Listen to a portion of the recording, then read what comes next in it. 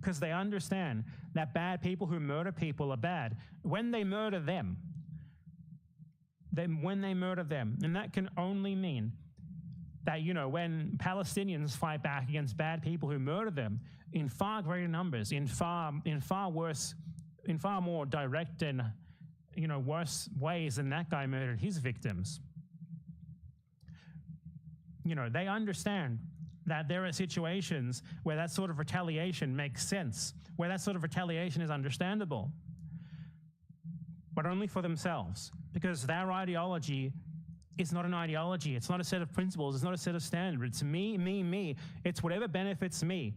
Me, me, me, me, my treats, my standard of living. That is all that matters. The healthcare CEO negatively affected the standard of living of Americans, perhaps even they themselves. Netanyahu does not negatively affect the standards of Americans. In fact, if anything, perhaps he raises them even a slight little bit. And that right there makes whatever he does unacceptable. And if anything bad was to happen to him, God forbid, yet it makes the assassination of a healthcare CEO, because you know, his actions affect them. It is acceptable. It is understandable why people would celebrate that. There you go. That is Americanism, Westernism par excellence. Their ideology is best described as me, me, me, me, me, me, me, me, me, me, me. Give me my treats. As long as I have my treats, kill as many brown people as you want.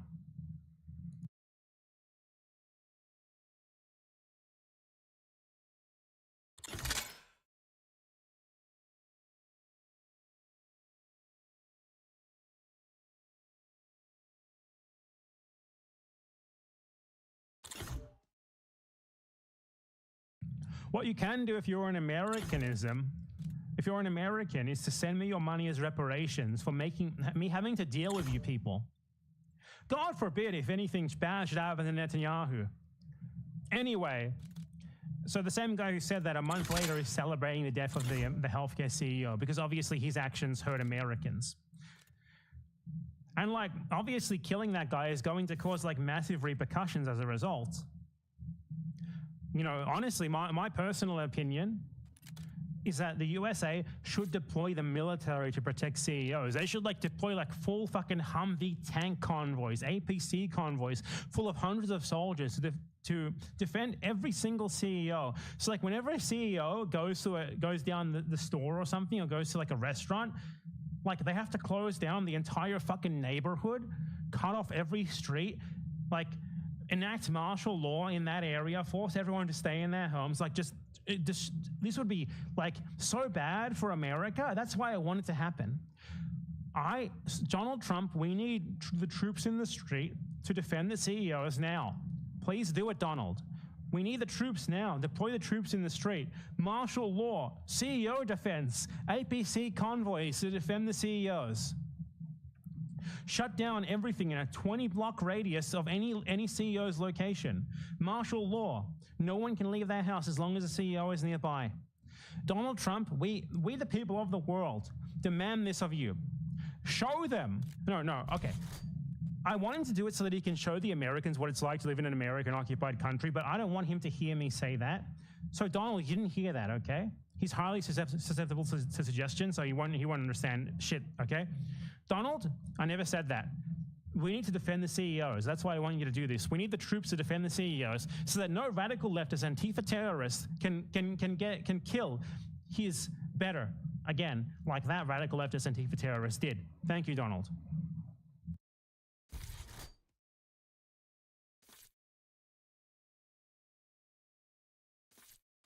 Anyway, be right back.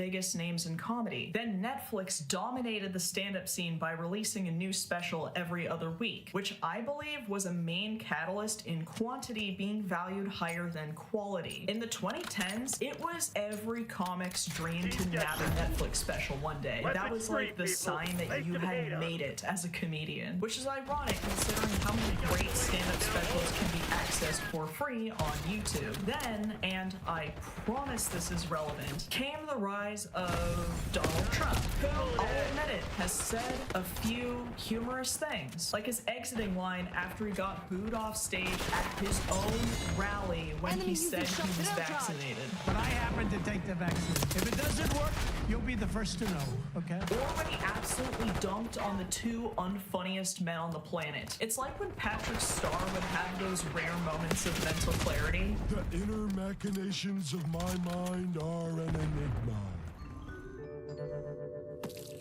Even a broken clock is funny twice a day, even if that clock is a bloated fascist who essays people and genuinely needs to be unalived as soon as humanly possible. Well, it turns out that nearly half the country that I live in is made up of bloated fascists who take everything a cameo in Home Alone 2 says as gospel. And this cult also thinks he's funny, but not for the fluke strokes of genius that I just mentioned. They think he's funny because he's an equally terrible person that they can relate to, I think. In one of my earliest videos, I did a deep dive on a movie called An American Carol, and I discussed whether or not conservatives can do comedy. If you haven't watched that one yet, please go ahead and do so that I didn't spend 2 weeks making a video about a literal hate crime of a film. But my final determination was yes, of course conservatives are capable of doing comedy. Anybody potentially can be, regardless of political or religious affiliation. But something I've learned after making this video is that there's a difference between conservative comedians and conservative comedy. There are plenty of talented, successful comedians who have self-identified as conservative. Norm Macdonald is the first one who comes to mind, and he's one of my all-time faves. He was also the one who warned against comedians going for applause during their shows rather than going for laughs. He kept his politics out of comedy and focused on being one of the funniest fucking people who ever lived, rather than pandering to people who may or may not agree with his beliefs. The good die young and the pricks live forever. And then you have conservative comedy, which, like all forms of political comedy really, puts an emphasis on not actually being funny, but instead just saying things that an entire crowd with lead poisoning will agree and clap along with like a broken cymbal monkey. Oh, and just to be abundantly clear, liberal comics are just as cringe as their conservative counterparts. And unless you're South Park or George Carlin before he quit cocaine, it's best to just leave that shit at home. I promise you have nothing new to add to the conversation. You are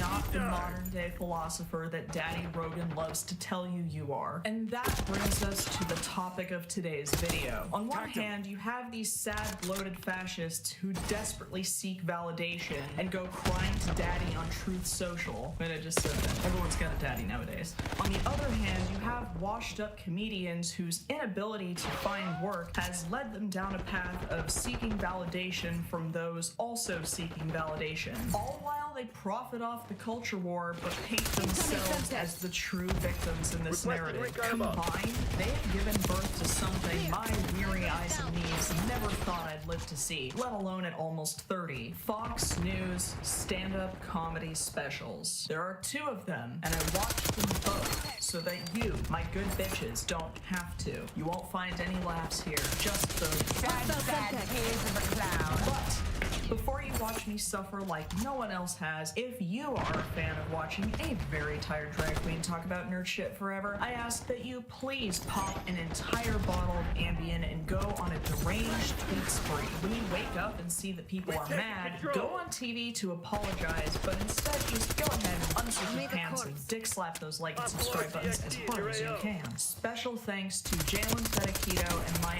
amazing co-producer Mitchell Pratt for providing the only laughs I experienced during this process. Now, just a side note, because I'm sure you thought we went into this with a preconceived bias, and we did, but we also made a promise to each other that if something genuinely made us laugh, we had to laugh and acknowledge it. First up is renowned Asian comedian Rob Schneider and his special, Woke Up in America. Oh boy. For those of you with little to no recollection of the 2000s, Rob Schneider is an actor and comedian whose specialty was playing other races in Adam Sandler films. I'm surprised he didn't give a shout out to South Park, considering their running gag about him is one of the main reasons he's still relevant. Oh, and his daughter is Elle King. Not that that's relevant to the story, but why leave it out? Of course this is in Tampa. Not that I wouldn't have been able to figure it out considering this entire audience of only old white people. And here comes our boy Rob in his little hat and shoes. He's looking like a dad who tweets compliments to porn stars. I do love how he's wearing this blur necklace though. It's kind of cute. Maybe one of his kids made it for him or something.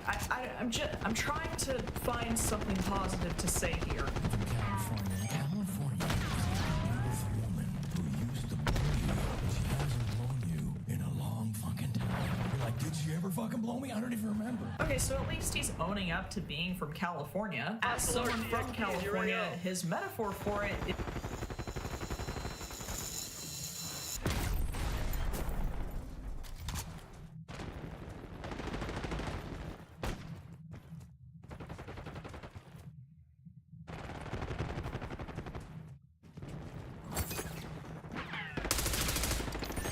Spring mine deployed.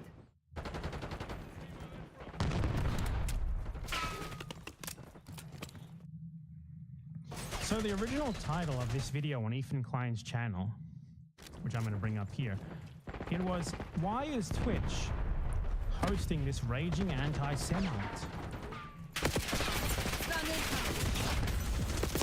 And it had like a picture of the guy. I guess I don't know why he changed it. I'll bring it up.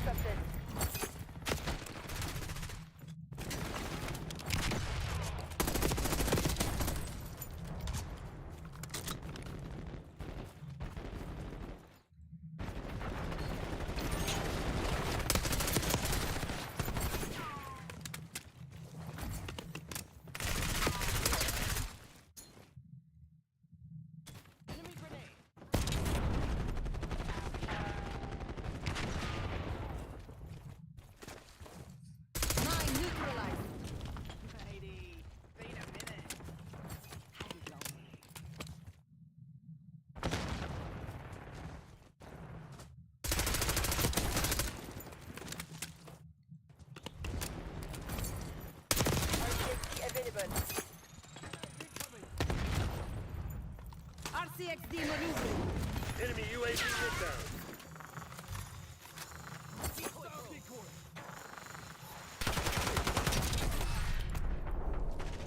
Right. So this was the original video.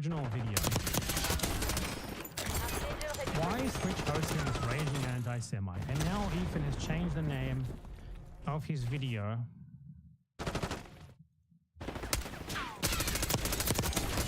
Let's get this show on the road. So why does nobody care? And he also changed the thumbnail. I don't know why he did that. Honestly, kind of weird. And I just want to say, I agree with Ethan Klein. No platform should host a raging anti-Semite. And that's why I'm going to denounce here a raging anti-Semite who has gotten away with anti-Semitism on YouTube for way too long. His name is Ethan Klein. And this video is going to be called, "Why is YouTube hosting this raging anti-Semite?" So Ethan Klein has been a raging, disgusting anti-Semite for an absurdly long time.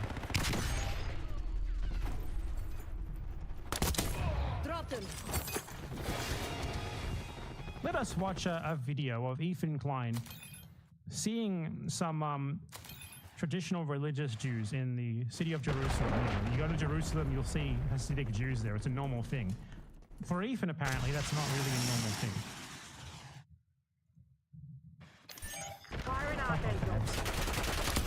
For Ethan, I have an added locker. It just doesn't work.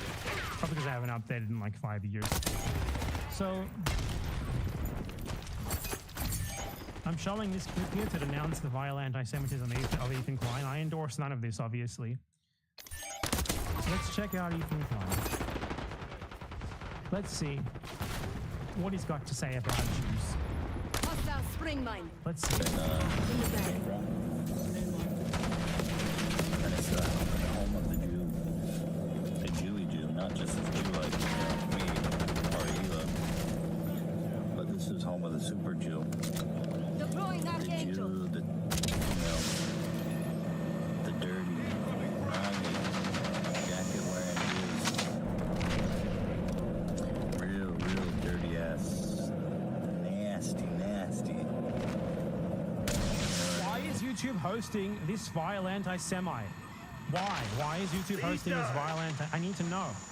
Why is YouTube hosting this raging anti-Semite? Ethan Klein. It's like it's like it doesn't end. I mean, come on. So Theodore... But there's more. I bet you thought that was it. I bet you thought that was it, but there's more. Come on, you're losing this fight. You're planning on giving up. Do it This is a now. bit of an obsession breach. We also Get to talk work. about those guys a lot. He even has a clip on his channel. Ethan Klein on the Jewish community. Jesus. Using stem. Okay, Jews in Israel. And then it goes, one segment of this is called Jews in Israel, and the next segment is called inbreeding. So let's see what Ethan Klein has to say about this. I mean, well, I've lived in Israel for 5 years, so they wear the suits, they got the hats, they don't shower nearly enough. And when it's 1,000,000 degrees outside, they rock the black suit. They stink, bro. They stink. And you know they don't shave. You seen their face? Imagine what their tits look like. Wait, I always thought those were like fake. Dude, what the hell? Why are you thinking about their dicks, Ethan? That's not normal. Dude, like, I lived in Buenos Aires, where there are a lot of Hasidic Jews, and like, you know, sometimes you see them on the subway when it's really hot or something. You know what I think? You know what, like, the normal human thing to think there? It's not like, how does this negatively affect me? It's like, man, they must be fucking hot. That looks horrible. You know, I feel sorry for them that they have to wear that shit in the fucking raging heat in the subway. But Ethan Klein sees them and he's like, I wonder how that dick smells. Go dark. We'll pick you up later. This one. I wonder if they watched that. Dude, that's so fucking bizarre. Like, this is the I don't know. It's the anti-Semitic mind. We can't really understand it. Again, why is YouTube posting this raging anti-Semite Ethan Klein of H3H3 Productions? Let's keep watching. Let's see what else he's got to say about what he called, like, smelly. I'm not even going to say it because I might get, like, incorrectly action for quoting him. No. It's so funny how he has, like, a video next up, H3H3 podcast highlights, exposing fresh and fit's blatant anti-Semitism, and then he just has on the same channel Ethan Klein on the Jewish community. This is it's fucking Mein Kampf. Real? Those aren't extensions. Those are real. Those are all. That is commitment. I guess, you know, if you're going to do it, you're going to do it. Their faces look so gnarly. So imagine when these dudes look naked, and they're all pretty fat, too, because that wife's at home cooking. That's all she does. Not all fat. Well, a lot of the ones you see are pretty chunky. This is so fucking weird. They're just, like, analyzing the bodies and the dress of random people they see in the street. Just because they're Jewish. He hates them because they're Jewish. Ethan Klein is a fucking raging anti-Semite being hosted on the YouTube platform, and that's unacceptable. Can we get a picture? Yeah, let's see this. Yeah. Can we get who are these other people too? These other people who are with them just, like, listening to this, like, laughing at it? Why are these raging anti-Semites all on the YouTube platform? About how hot they are. Harry. No. You asked for it. Can we get a picture? Let's get a picture of, like, a random Jewish guy to look at and gawk at. What the fuck is this? Acidic Jew. So Eric, what about you, man? My tooth hurts. You know, I typed that, and the first thing that came up is Jewish porn. What? I typed fat, hairy, Ashkenazi Hasidic Jewish Jew. porn? I want to see Hasidic Jewish porn. I guess it's based on you know, your searches. Guys, I have an update about the Amish being inbred. I can't believe I broke that. Does anyone want to hear this? Oh, wait, you found out? Yeah. Okay, let's Since do it. almost all Amish descend from about 200 18th century founders, that's crazy. Genetic disorders that come out due to inbreeding exist in more isolated districts. So that means, Dan, that the people who are more isolated, they can't find other Amish from other communities to rub dicks with, or, you know, not dicks, because probably being gay is not cool with the Amish. And also you can't reproduce when you rub dicks. Go ahead, Dan. What was the question? Dan, to you, Dan. Yes. Dan, that's your cue. Deploying RCXD. Well, Ethan mercifully got up and left before finishing whatever the fuck that was. So let's look at another Ethan Klein moment where he called for a Jewish man to be killed in a new Holocaust. Let's watch this one. I was just gonna say, if there's another Holocaust and people start rounding up the kids, I just say, if they start rounding up the Jews again, I hope Ben gets gassed first. Why is this vile anti-Semite being hosted on YouTube? Why is YouTube hosting this vile, raging anti-Semite? Why, YouTube?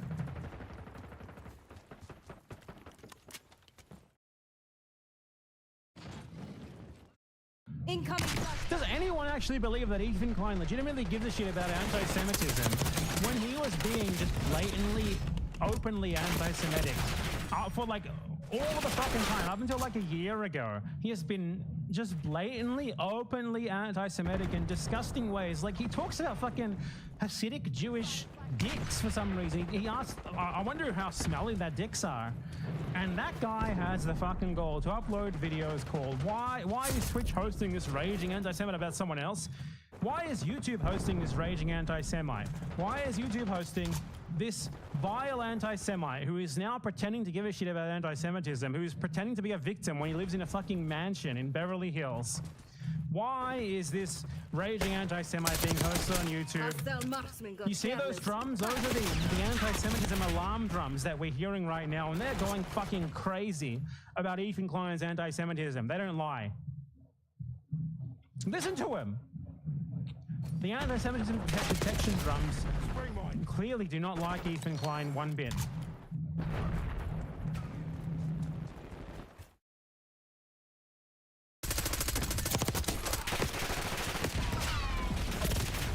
Hostile RCXD in your AO.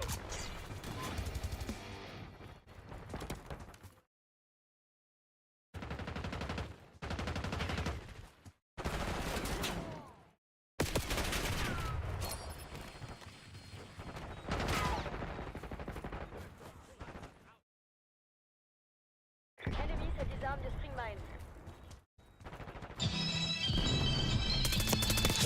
Got the sniper. Let's move.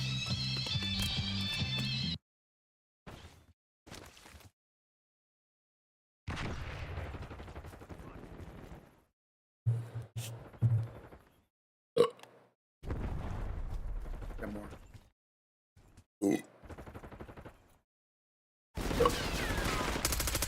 See this? One eye. What's your fucking...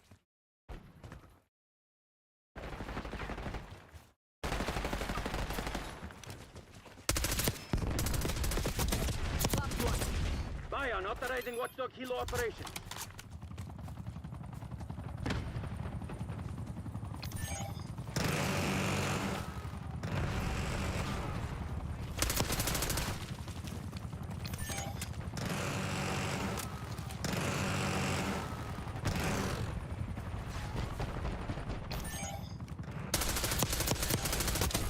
Clear.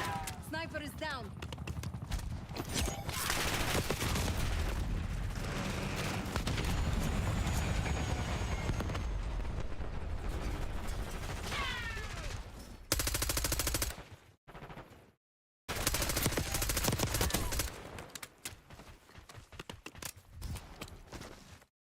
Eyes on hostile concussion.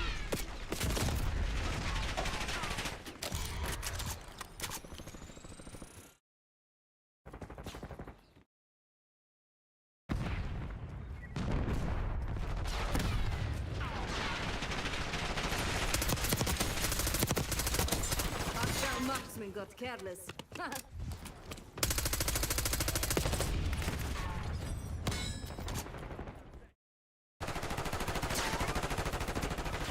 Incoming C4. You started it.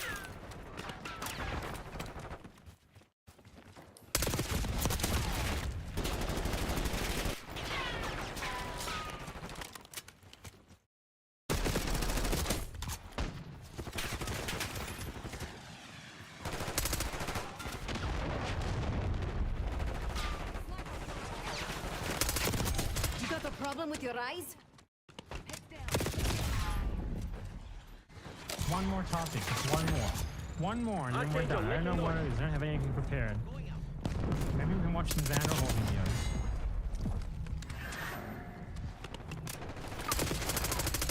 Enemy RCXD detected.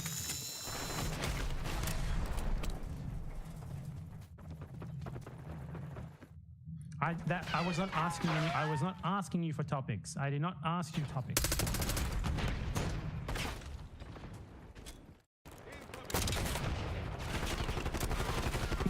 No one needs you. You don't matter. Stun incoming. The drums approve. Plant Molotov. I wonder what the British broadcasting compilation. The BBC. It could be the Big Black Cock. It could be the British broadcasting compilation. I wonder what they have to say. We already know about it, so we already talked about that. Long neck guy. What else is there? New images released as hunt for New York shooter continues. I already talked about that. A look behind the scenes at London's I don't know. That's okay. I don't need to look at naked people getting drawn. Operating on CXD.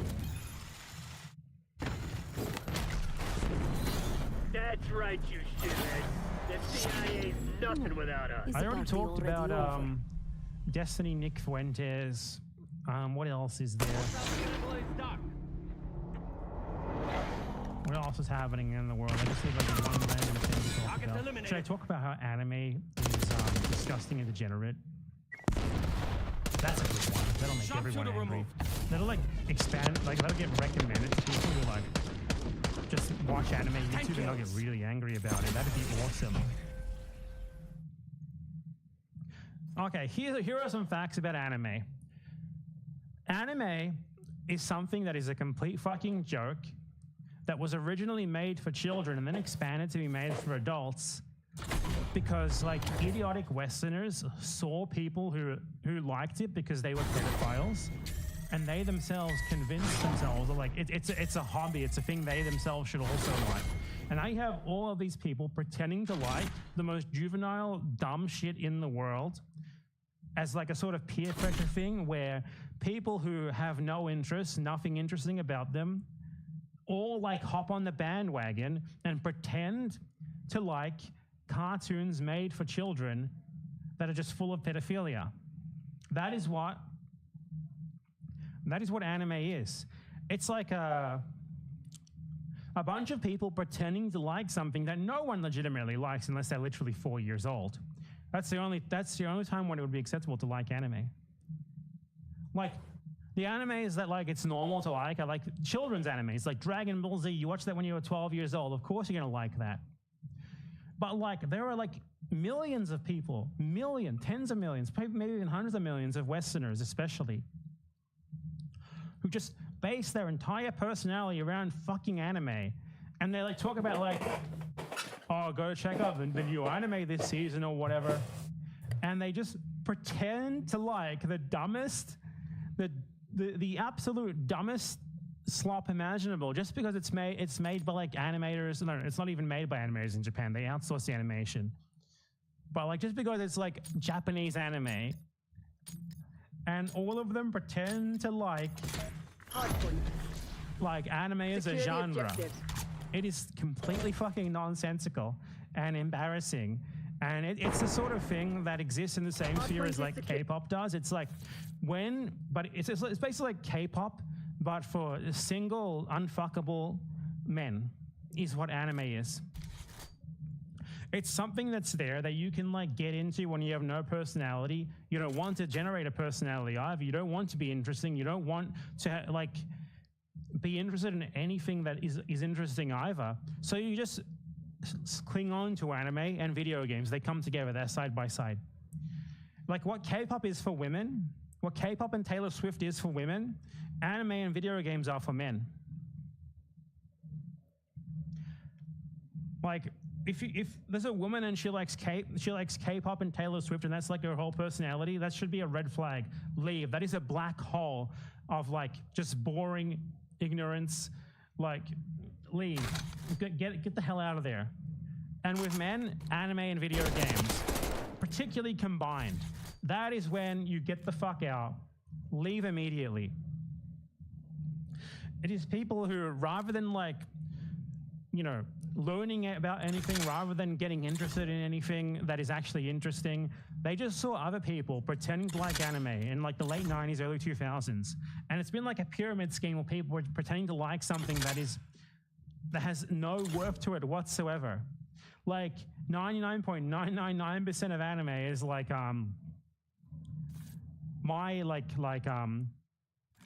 my dad's stepdaughter is so hot, and we swear she's over 18, and then it's like 5 seasons of 30 episodes, and these guys all watch it religiously, and they post online about it, and they assure you that they definitely don't watch it because it's porn for them or anything like that.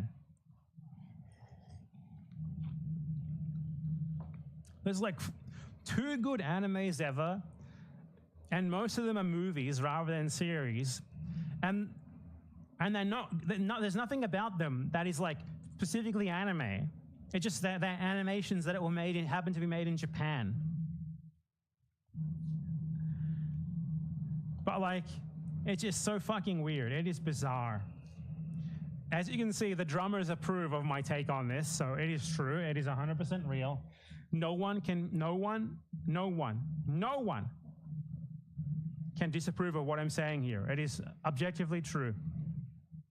If you are young, especially if you're young and you're interested in anime, leave now, get out now.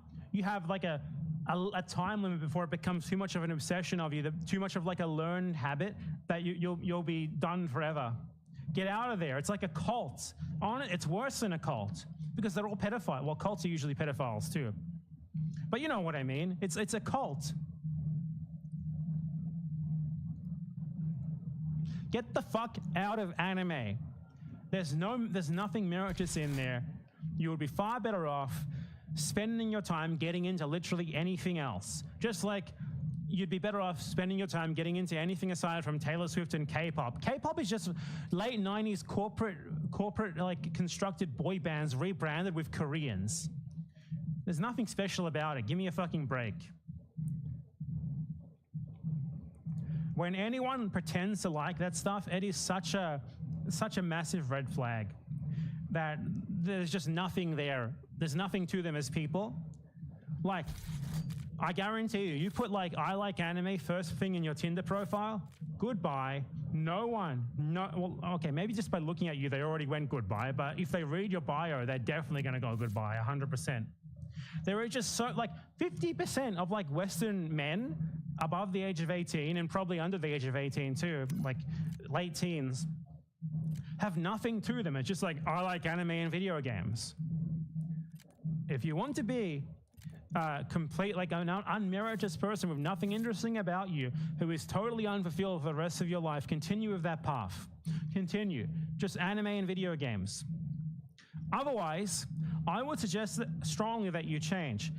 And if you change, please don't replace that with the next worst thing, Marvel movie fan, superhero movie fan. Don't be that. I beg you, don't be that either, please. That is my anti-anime rant.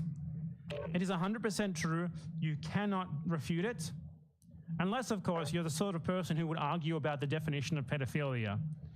It's a phebophilia. Maybe those sorts of people would be really angry at this. For everyone else, this is totally uncontroversial.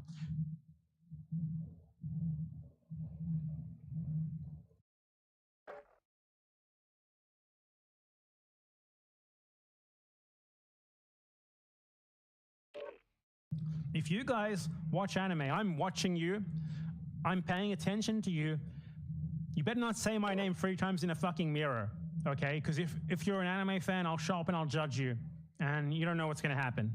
You don't know what's going to happen. You see that furnace behind me? Let's just say it's not just for show, okay? That furnace, it has a practical purpose.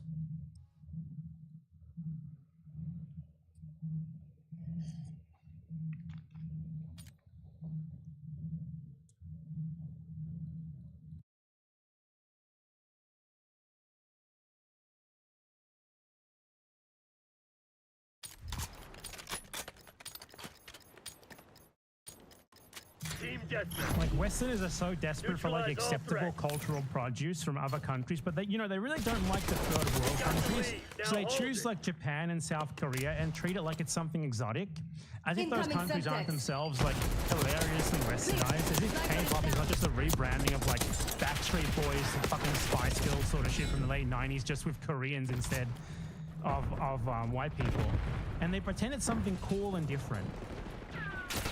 Because, you know, they want something exotic and different, but in reality they're not different at all, because this is fucking half the people in the West are obsessed with this shit. So it's like an acceptable like aura of difference that isn't like, you know, different enough, you know, like those icky third worlders, but like different, like has the aesthetic of different because the people doing it are Asian. Okay? Except I guess, is there an analog to anime? I mean, I guess it's like, you know, Western cartoons, but those are usually a lot less concerned with pedophilia fan service than the Japanese anime industry is. So, but K-pop, 100%. K-pop is just rebranded, like the frenzy over like boy bands and girl groups from the late 90s, rebranded with like plastic surgery Koreans. It's the same thing. Down with K-pop, down with anime. These things will be banned. Down with Taylor Swift too. These things will be banned after the communist revolution of the year 3500. It's coming. Just wait. Get your immortality ready. You're gonna need it.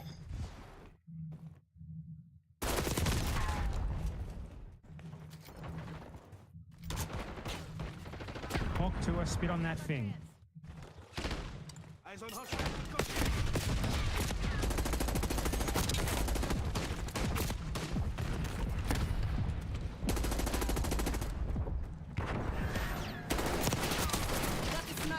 Let's move.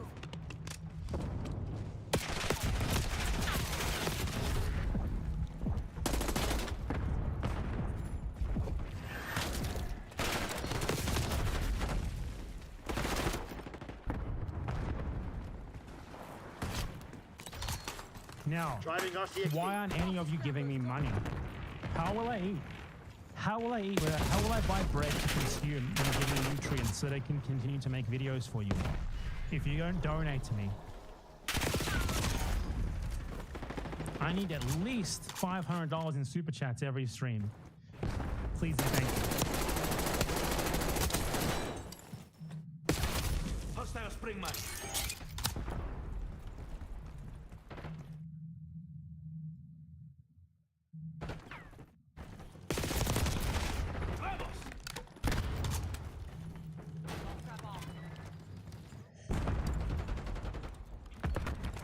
At least $500. Where's my donations? God, I need so much money. I need all the money now. $500 for 1 day. It's what I eat in 1 day, okay? I need to sustain my massive brain. I'm like a coup under here, you can't see it, but I have a massive brain that needs lots of calories. So it's $500 a day, so give me your money. You guys can't even spare $500? I should make a coin. Empanada coin. And then just do the thing that everyone else seems to do, where they just steal everyone's money.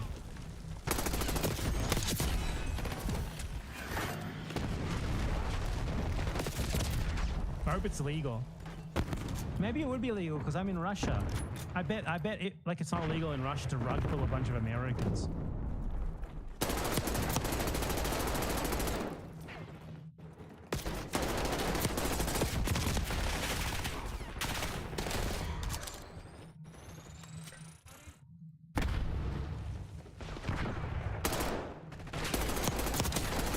Give me your money now. Give me your money so that I can... This shit ain't I'll working. use the money We've to lost the hire advantage. someone to make me a cryptocurrency. Did you guys notice my YouTube plaque over there? You see it? You see it? It's just hanging off like the thing where you're supposed to put your keys. I'm really proud of having my YouTube 100,000 subscriber plaque over there. Really glad. Finally, we got it. Enemy RCXD detected. I have a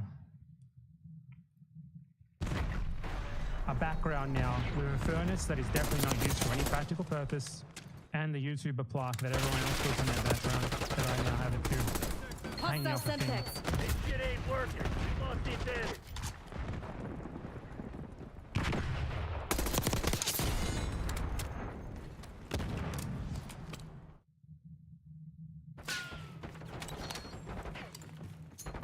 Give me your fucking money.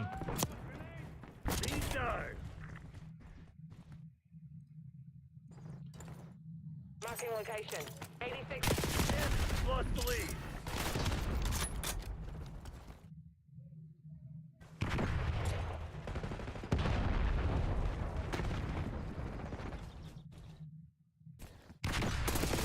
Come on, you're losing this fight. Where's Nice. the fucking We're money? moving ahead. Clear. Sniper is down.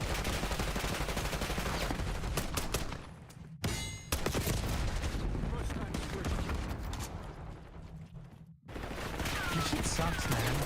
I just ranted against anime, and my reward for that is a bunch of idiots sending me $5 and asking really stupid questions. Did you meet socialist alternative in Australia?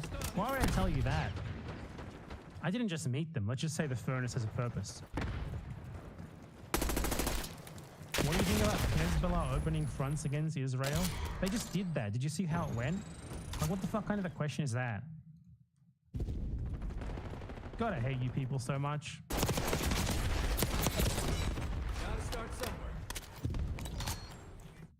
You've fallen behind.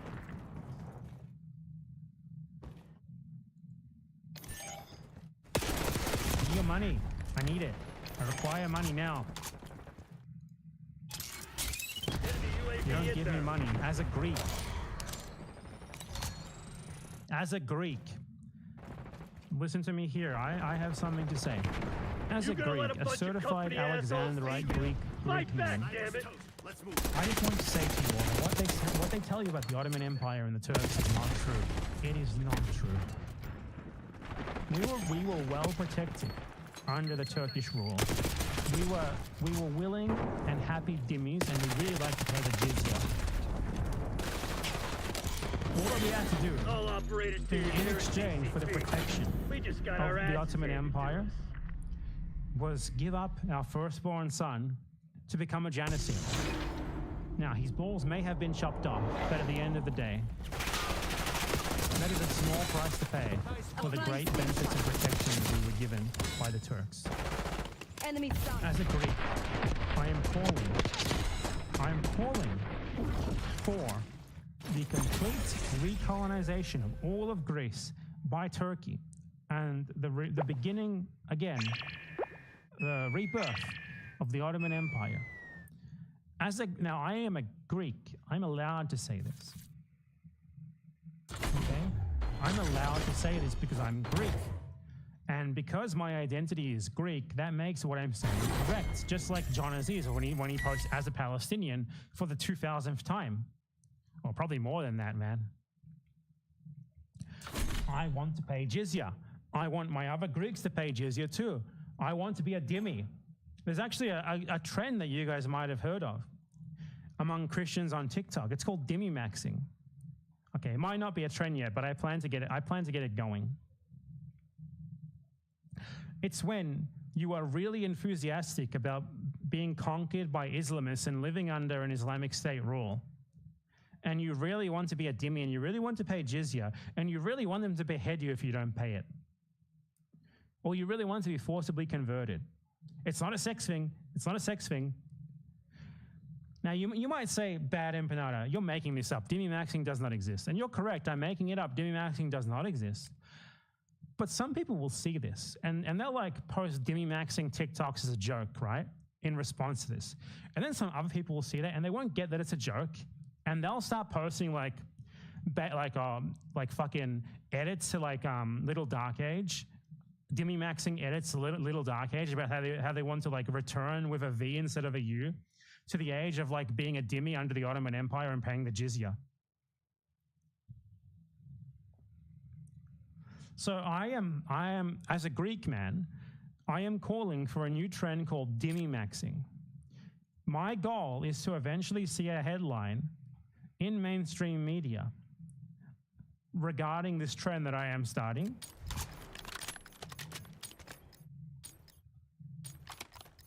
Team deathmatch. Neutralize all threats.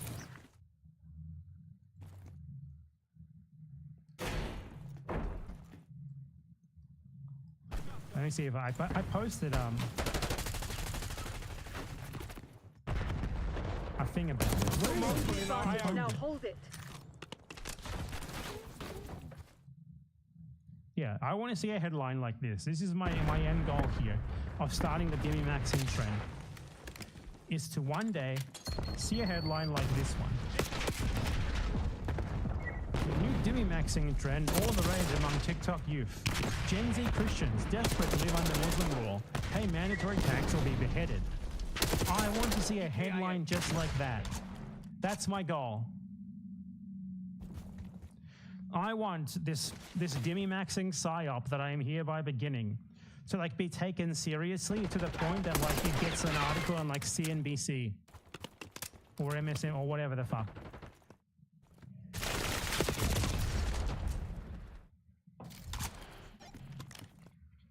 It's not a sex thing. Don't you dare accuse me of it being a sex thing. Dimmy, I'm starting as a Greek, I am calling for everyone, every Greek, and from every Christian, everyone in the world, to begin Dimmy maxing immediately in preparation for the coming Muslim takeover for the Ummah. Thank you very much. May your jizya be paid. May your children be janissaried.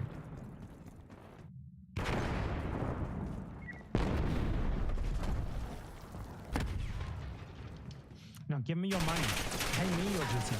That's probably sacrilege or something, and I'm going to hell, but I mean, that was already happening. Contact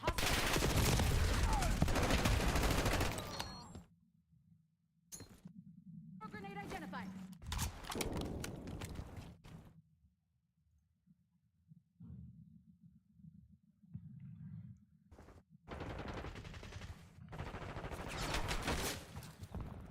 I thank you all for your generous donations to my bad empanada stream.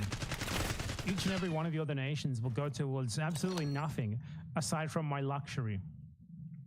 Soon I will even buy a Lamborghini car.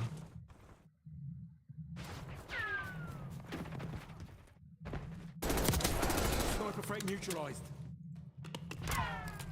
Anyway, goodbye.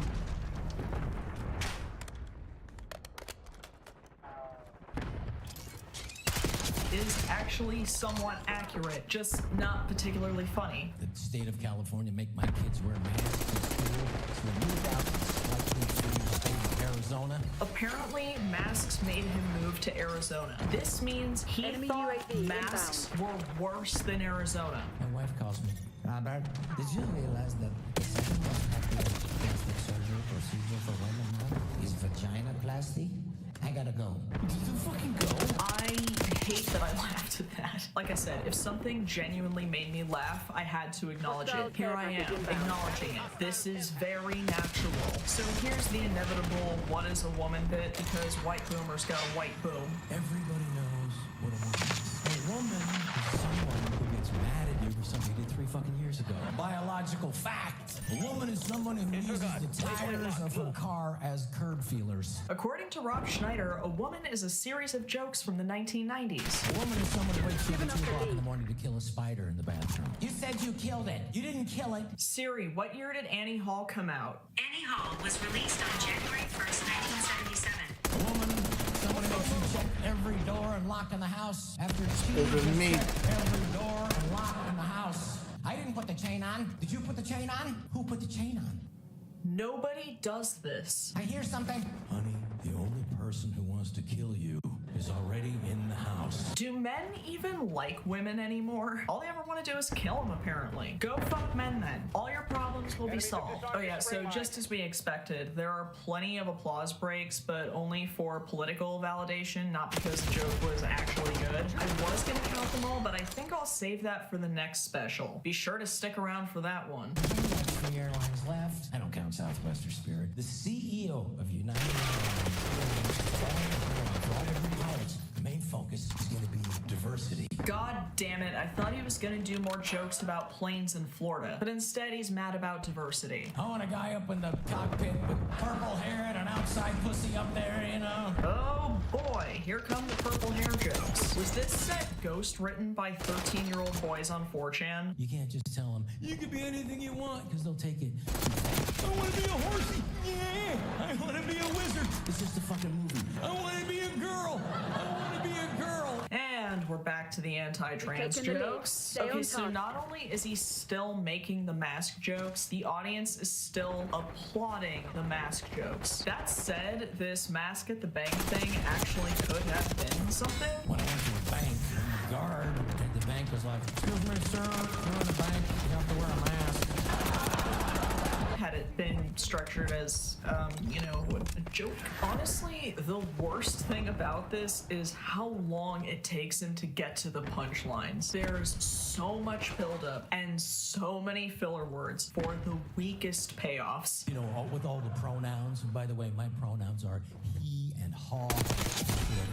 I was always for gay marriage. They want to be just as miserable as me. He's like, go for it, you know? I am not exaggerating when I say he has not said a single thing that I haven't already seen on Facebook 5 years ago. If you're a lesbian and you refuse to date someone who identifies as a lesbian but has a dick, you are ridiculed online as a genital bigot. And now, of course, we're hit with the turfy lesbians are being pressured to date trans women thing. Now, there is plenty of transphobia and biphobia within the queer community, which should not go unnoticed. However, lesbians are still statistically the least likely to discriminate against trans women. If you have something crazy to say, like men can't have babies, say it in person. He's just doing lamer versions of Dave Chappelle's already lame trans jokes. It's like the Asylum home entertainment version of The Closer. Oh, so you get alcohol and I don't? You expect me to just raw dog your special? Absolutely not. 98% of all straight men refuse to perform oral sex on a feminine penis. Are we still talking about this? I literally don't have any more commentary for this. He's been talking about the same thing for 20 minutes. Is there anyone out there who thinks about girl cock more than Rob Schneider? So at one point he starts telling a story about how he met Donald Trump because he was unwittingly signed up to be a judge for a Miss USA pageant. Now, this is a funny premise, mainly just because of the scenario where he's awkwardly thrust into this kind of situation. There's a lot that can be done to make this an entertaining story, especially because he can totally get away with bending the truth if he wanted to. An entertaining story is an entertaining story, period. But here are the biggest problems with this. One, unless this whole thing didn't happen, there's no way he bent the truth in any way to make it more entertaining because it's a bananas boring story. Two, he opened the joke by saying he voted for Trump, meaning he wasn't going to bend the truth because he didn't want to make daddy upset. And he knows his audience. Nobody can talk badly about my president. Because apparently wanting Trump to penetrate you is a substitute for personality these days. Also, there's this really weird editing here that I think was an attempt to make this bit funnier, which I empathize with on the editor's part. It just didn't work, like, at all. I'm sorry that you didn't get the girl that you wanted. I know it seemed like it didn't want to. I'm sorry. I'm sorry for that joke I said about you. Why are we whispering? The gang down at the old folks home watching this must be so lost right now. He sounds like a Beetlejuice was scared. Right when I was coming, I voted for Trump! Yeah! So he just made a stealthing joke, only instead of taking off a condom, he reveals he's a fascist. Kinky stuff. By the way, the Chinese are trying to kill us. They've been trying to kill us since the 70s. Kung Pao chicken, how spicy that shit was, man. I honestly wish he had said something way more racist and offensive. I love how all these anti-woke comics comics warn you that they're gonna be super offensive, and then they tell the tamest jokes you've ever heard. I've heard light bulb jokes that are edgier than this. Here's a joke that I used to open with when I did stand-up. Hey, what's up, guys? I just tried and failed to fatally asphyxiate myself, and boy are my arms tired. See? Dark and hacky, which is supposedly their goal. But again, Rob knows his audience. They don't actually like offensive humor. Otherwise, they wouldn't get offended by rainbows or red cups or slightly less fuckable M&Ms. Okay, so now he's calling back to his characters from 50 First Dates, Deuce Bigelow, the hot chick, etc., etc. If he's really not afraid to say anything, if he really wants to tell it like it is and stick it to the woke mob, let's see if he owns up to starring in the Benchwarmers. Do it. Good job. Do it, you coward. So there are a lot of bits, particularly the physical ones, that are very Sandler-esque. And my first instinct is to be like, he stole that from Sandler. But what if Sandler stole his best material from Rob Schneider? What if that's the twist? Sandler is the Mozart to Schneider's Salieri. That it is for women to get their tubes tied, even though technically it's her fucking job. I know you're like, what the fuck is that?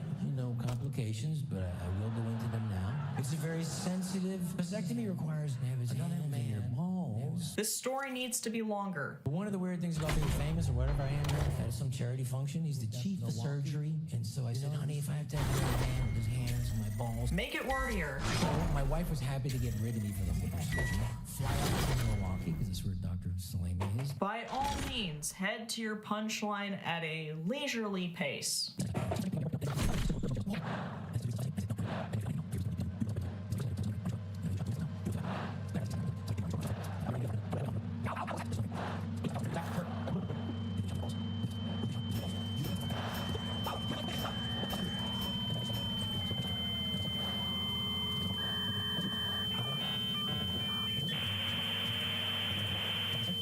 Any minute now. Well, that's what a vasectomy is. Jesus Christ, there's a couple in the audience wearing Disney DeSantis shirts, and I'm going to Persona 3 myself. Good to see he's not making any tax jokes since he doesn't work enough to pay taxes.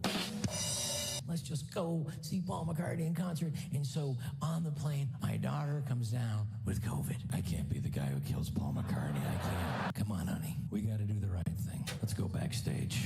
Okay, so he took his COVID positive daughter to a Paul McCartney concert and then took her backstage to meet him. He comes in the room. Paul McCartney. And he comes right up to me and said, I like the movie. I didn't see the whole movie. Just a little bit with me song in it. Who's that behind you? No one. There's no one. And my daughter's like, I have COVID! He gave me COVID! Now you're gonna get COVID! I do wonder how Sir Paul reacted to Rob's daughter revealing that she had COVID. Conveniently, Rob doesn't mention that part of the story before the special ends. If it had ended with Paul getting COVID, it would be a dick move on Rob's part, but it would at least be kinda funny. But it doesn't actually go anywhere other than a live and let die joke. Okay, that was actually exactly what I expected. Good job, Rob. We both survived our first Fox News stand-up special. I hate to say this, but are you good bitches ready for round 2? Good, me neither. So without further ado, let's dive into Roseanne Barr's Cancel This. Background for those of you who only know about the Ambien controversy, Roseanne is an actress and comedian whose popularity peaked in the 80s and 90s and was the titular character of her own sitcom. She also coined the term domestic goddess and was an outspoken member of the Green Party before, changing. And most painfully for me, I actually really liked her. Alright, so of course we're in Houston, and Roseanne is looking like your 7-year-old cousin who's obsessed with horses. I can't with the pigtails, girl. Don't lure me into a false sense of security. In case any of you were wondering, this is what happened to baby Jane. What a privilege it is for you to have me here this evening, ladies and gentlemen. How much Ambien do you think she took before this? I'm wagering 3. Where are my peeps that are going to get really offended if I do not offend everybody. Okay, so offense is the goal here, as it is with all the greatest comics. I guarantee she will not say anything offensive. None of my daughters are here because they don't agree with me politically. They're libtards, so they didn't show up. You know, I appreciate the honesty. So like I mentioned earlier, these are billed as stand-up specials, but they're really just panderfests. So now I will start the applause break counter and the thing she said that caused the applause. They're not jokes, I assure you. They're libtards, so they didn't show up. All these gorgeous little tiny baby deer in my yard. It's so fantastic because I can pull out my AR-15 and blow them just to smithereens. Legally!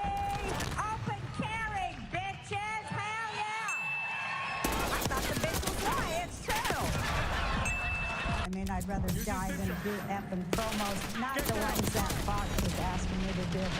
I'm more than happy to do those. I'm not sure if this is a stand-up special or a cautionary tale for Christina P. Oh my god, is she that level of old person who leaves a trail of tissues everywhere she goes? I feel like she's a little too young for that, or maybe it's just the pigtails and denim. Either way, if she is, that's kind of charming. ABC is on the phone, they want to talk to him. I go, shit, I don't want to talk to no Hillary donors.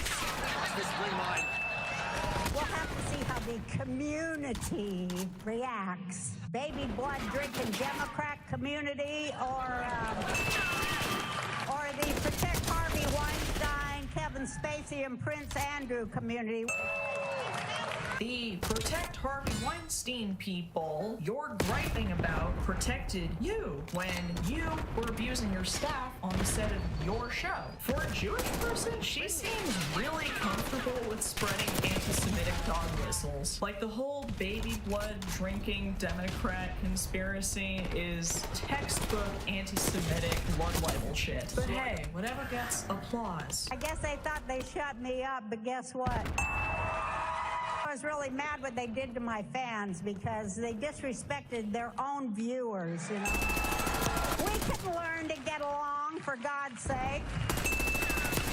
Yeah, this isn't a stand-up special. This is a political rally. Who are these fucking NPCs in the audience laughing at this? I am not going to let rich, privileged assholes win. I'm not. Siri, what's Roseanne Barr's net worth? Roseanne Barr's net worth was $80 million in 2018. Still being American, and by God, they hated that. My agent called and said Fox Nation was offering me a big contract to do a stand-up special. Imagine my job. Yeah, imagine mine. Again, Fox News is making stand-up specials. The jokes practically write themselves, and yet these folks still can't come up with one. No racism, sexism, transphobia, homophobia, anti-Semitism. I go, well, there goes my whole fucking act. My lawyers were able to go in and wrangle a 3 F-word deal out of the Fox Nation's lawyers.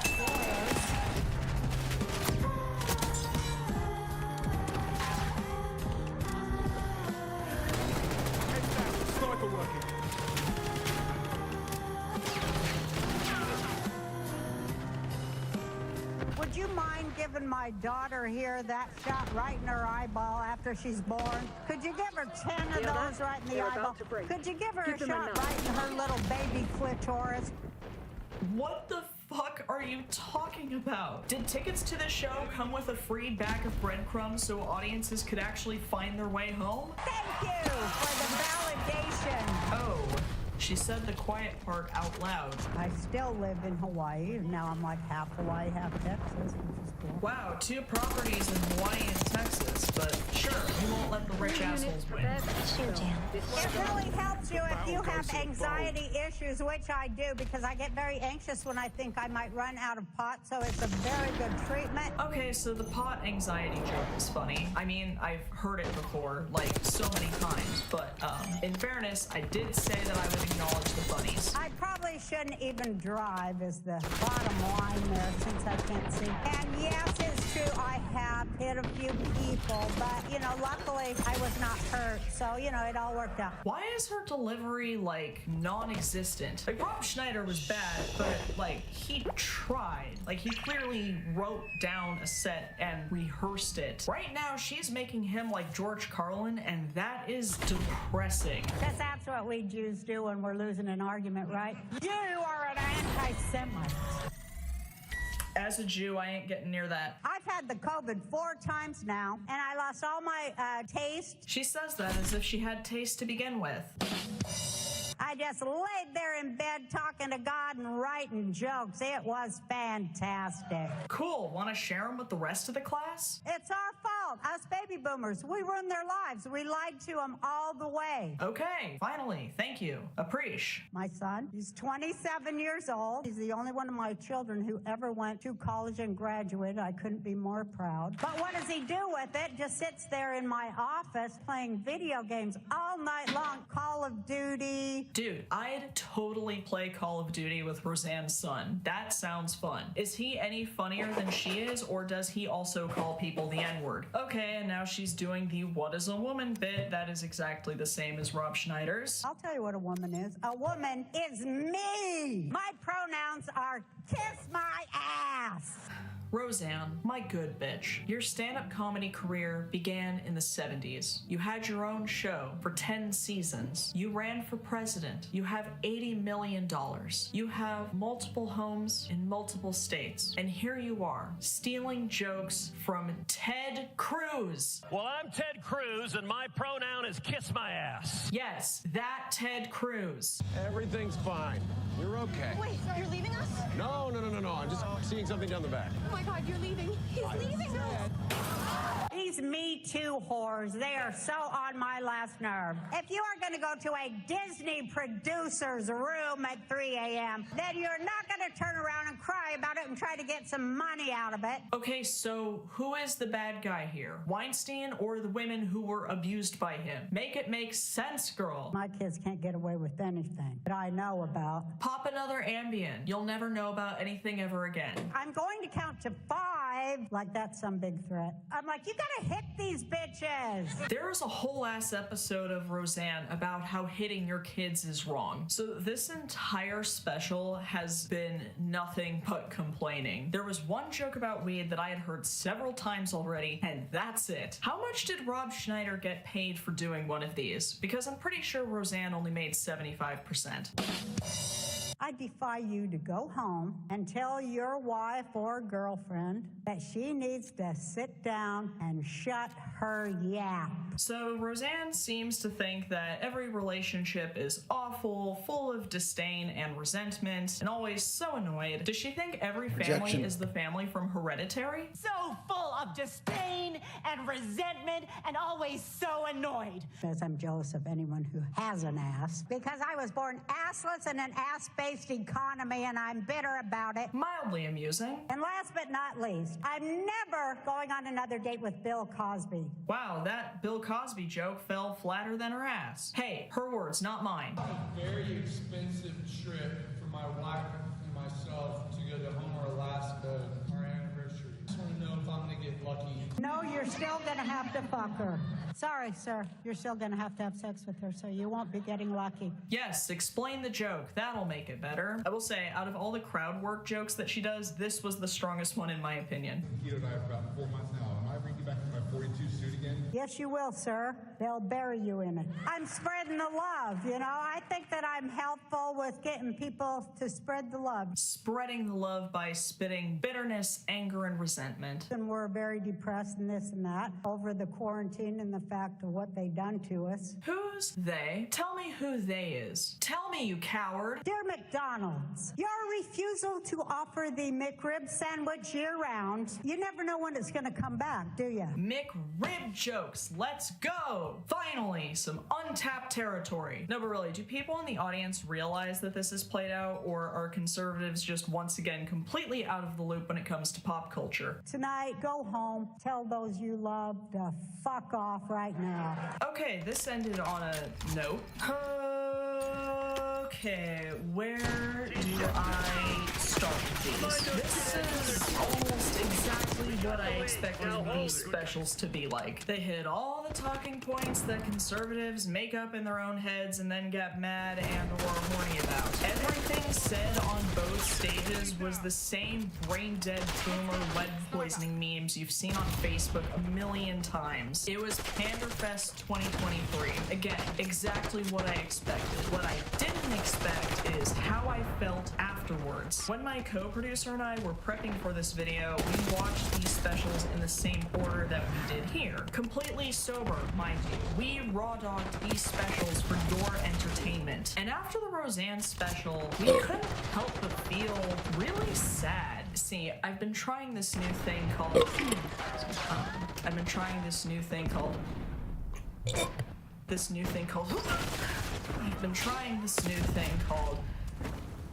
empathy. Like, obviously we made commentary throughout, but I actually found it kind of difficult to really roast Roseanne because unlike Rob's special, which was just cringy conservative comedy, hers felt more like a cry for help. I didn't want to roast her. I wanted to ask if she's okay. I'd have a lot more pity if she didn't have, and I repeat, $80 million. But I do have empathy. Keep in mind, this woman was a massively successful Green Party Jewish comedian who regularly spoke out against fascism and ran for president under the Peace and Freedom Party. It all changed when Donald Trump had officially become the presidential nominee in the mid-2010s, where she openly supported him and began shamelessly spreading conspiracy theories that are notoriously anti-Semitic. I don't hate Rob Schneider, but I definitely never liked him or his body of work. But once upon a time, Roseanne was a fucking icon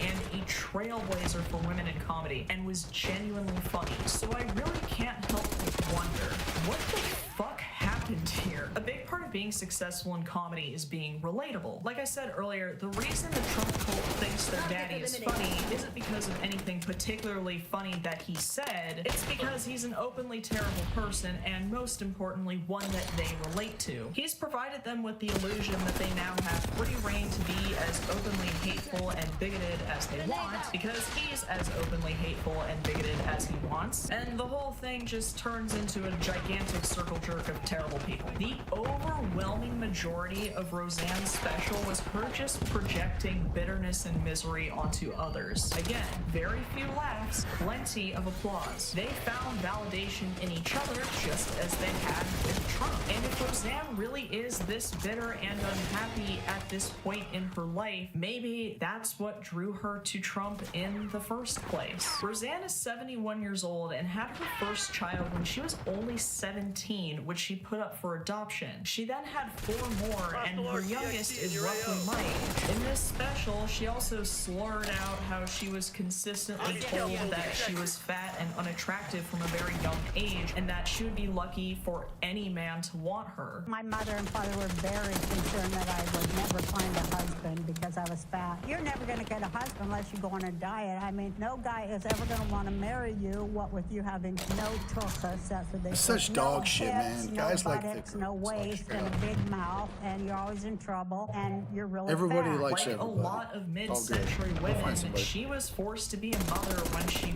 probably didn't want to be, and dealt with society's beauty standards for women, which she didn't fit. A woman is someone who cleans up everybody else's shit. That's what a woman is. A woman is somebody whose boobs hang down to her knees with a prolapsed uterus from giving birth to 5 ungrateful little privileged bastards that have never had to work for anything in their whole damn lives. And all this reminds me of Anita Bryant and other right-wing women. Women who are ambitious and opinionated and have a nugget of righteousness in their anger, but they instead direct it at the other. So instead of blaming the patriarchy and the misogyny so deeply ingrained in our culture, Roseanne, like a lot of women on Twitter and in her audience, claimed that trans women are somehow taking that experience away from them. So when she jokes about calling her kids libtards and calling them lazy or whatever, it's clear that these jokes aren't coming from anywhere other than resentment. And I get it. She also suffers from dissociative identity disorder, which has probably made this a lot worse for her. But that's stuff that should be saved for therapy. therapy, which she can afford, and not a comedy show which people are paying good money to see. I definitely do not expect to write this much about one of the worst stand-up specials I've ever seen in my entire life. And for the record, Roseanne is a cunt, but I get it, and I appreciate her body of work before everything went downhill. I'd call Rob Schneider a cunt too, but I didn't really get that vibe from him. He produced a special that was exactly as funny as the rest of his career, meaning it wasn't. That said, even though we can empathize with Roseanne and understand where her bitterness and resentment is coming from, that doesn't change the fact that Fox News made its own synthetic stand-up special suit that it can wear and spew the exact same stupid rhetoric and talking points that it always has. Same shit, different medium. It's telling the same folks exactly what they want to hear, just in a different packaging. Rob and Roseanne likely knew exactly what they were getting into when they were booked to do these specials, which is why they spent the overwhelming majority of their time farming for applause rather than telling actual jokes. It's still a grift, and it's still a way to profit off the culture war. The other thing is, you have to be smart to be able to tell jokes and to get jokes. Rob and Roseanne aren't stupid by any means, so I wonder if they knew their audiences would be. How do I know this? Because these people bought tickets for shows that were being produced by fucking Fox News. Maybe they knew that people wearing Disney DeSantis shirts weren't going to understand any joke that didn't involve shitting on minorities. Or any joke, period. Neither Rob nor Roseanne said anything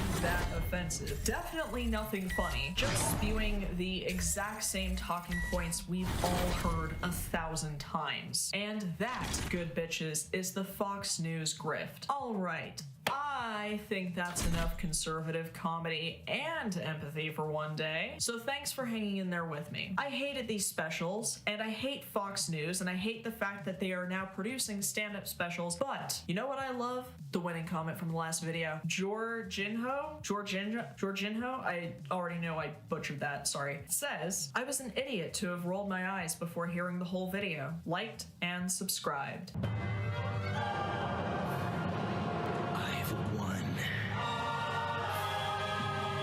Exactly as planned. You too can be featured in the next video. Leave a comment below and I will pick my favorite one and give you a shout out next time and pin you to the top of the comments section. If you would like to see more of my clown mug elsewhere, please consider following me on Instagram or TikTok. My handle for both is @QueenCokeFrancis. If you enjoyed this video and you haven't done so already, please pop an entire bottle of Ambien and go on a deranged tweet spree. When you wake up and see that everyone is mad, go on TV to apologize, but instead just go ahead and unzip your pants and dick slap those like and subscribe buttons as hard as you can. And of course, as always, until next time.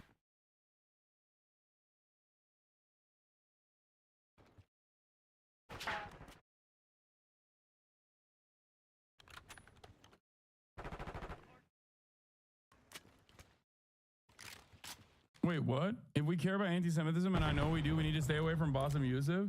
Please don't give more ammunition by having a genuinely anti-Semitic person on TV who carries conspiracies about Jewish media control and the libel against Leo Frank. Wait, what? Really? Bassem Youssef is like a liberal, dude. I thought Bassem... What? I am completely unaware of this if he's done stuff like that. I didn't personally like how much he was like joking around with you know, Dan Bilzerian, who I do think is like an actual anti-Semite, but I don't think Bassem Youssef is I'd be shocked. Yeah, I think like the shit that he does, the shit that he on Theo Von, he talked about Jews owning the media, and then on Twitter about Leo Frank stuff. Wait, what the I did not know this at all, chatter. Holy shit. He retweeted one thing that was bad. What is this? After a Leo Frank rant that recycled anti-Semitic tropes and sounded almost like Candace Owens, who's gone deep into the anti-Semitic territory. I hope that Mehdi Hassan is a tail remove Bassem Youssef from a list of affiliated contributors. What is this? Tomorrow marks 109 years since Leo Frank was lynched by a hateful mob in Georgia. Wait, what? Wait, I don't know enough about this. I don't know. I have no idea what the fuck this is. Isn't this like the inception of the Leo Frank lynch mob story? Judge for yourself. But America, a lot of American media is... If you say that, that would be anti-Semitic, so I'm not going to go there. right? Oh, is that anti-Semitic? Yeah, I mean, I think he's playing a little close. He's playing a little fast and loose there for my taste, but I think he's just trying to be a comedian. But I do think this is they're telling me everything that I say now is anti-Semitic. But I'm saying that even the Jewish people in Israel telling you these are lies. Well, my Jewish friends who they say that the media is mostly run by Jewish folks. I don't think that's. It is. They told me that. It is. All of the corporate will. This is. I don't agree with this at all. I don't agree with Theo Von saying that, and I've heard Theo Von say this before, and I have criticized it as well. I think this is like super old school. It's probably one of the most. It's one of the most like insidious forms of it too. And I think this, like, whether intentionally or unintentionally, doesn't matter. Absolutely leans into. Norm Finkelstein said this also. Really Norm Finkelstein is literally the son of Holocaust survivors, and he is, a Jewish man. It's also my position. My position on this has always been, one, Jews are not monolithic. Okay, like it doesn't matter. This is the idea that like. There are Jewish people in media, and that therefore this somehow feeds into, the pro-Israel position is so ridiculous, especially because guess who I have on my show all the time? Jews in media, okay? So some of the most like aggressive anti-Zionists out there are the very same Jewish people that work in media that I have on my stream. It's ridiculous. I don't think that this is like appropriate. I don't agree with it. I don't like this at all. Maybe not give Ethan and D-Bag ammunition. No, I'm openly calling this. But that's a different. But I don't want to go into their intention. I'm just giving you a case that it didn't have to say that though. Well, according to a bill that was passed by the Congress 2 months ago, there's now an anti-Semitic bill that any criticism to Israel will be counted as anti-Semitic. Any criticism to Jewish people who might have a dual loyalty to Israel and America, if you attack them, that will be called anti-Semitic. If you talk about AIPAC controlling the elections and giving money, that's anti-Semitic and supporting it. Yeah, this is way too close to like. It's way too close to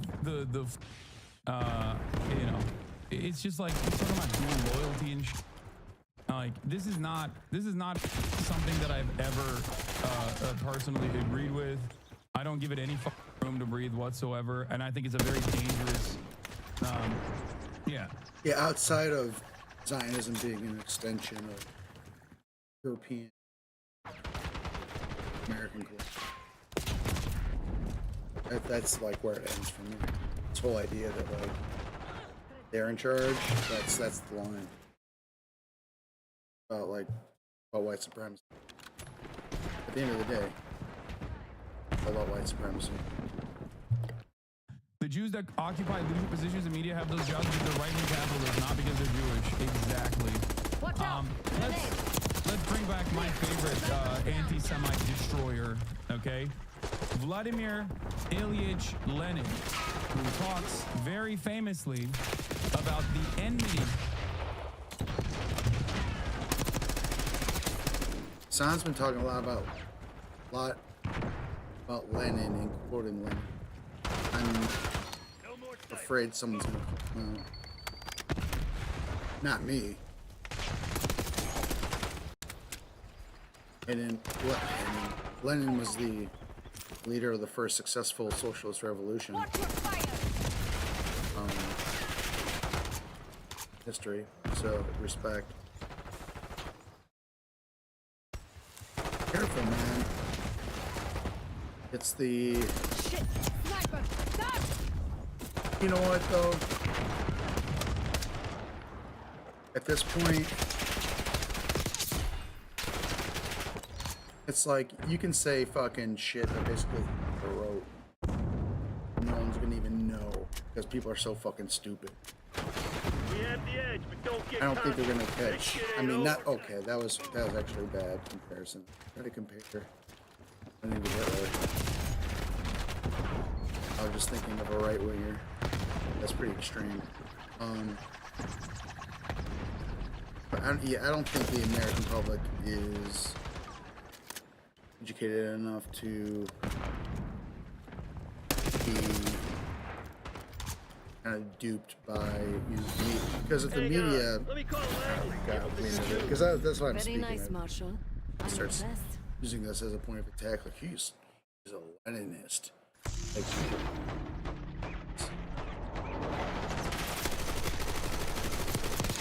Look after longer. Push up. no. And like being a Leninist is pretty silly in the U.S. I mean, he was operating under like extremely different circumstances and had to organize under extremely different circumstances. But his perspective is saying good thing about, and everyone should read Imperialism, the final stage of capitalism. It's still relevant today. State and Revolution, still relevant today. And people should look at the Soviet Union and what it did right, what it did wrong. Did some things right. If you say otherwise, you're just dumb as dog shit. They did some good stuff. They made some mistakes. Every country does. Every person does. Nothing's perfect. No one's perfect. But we should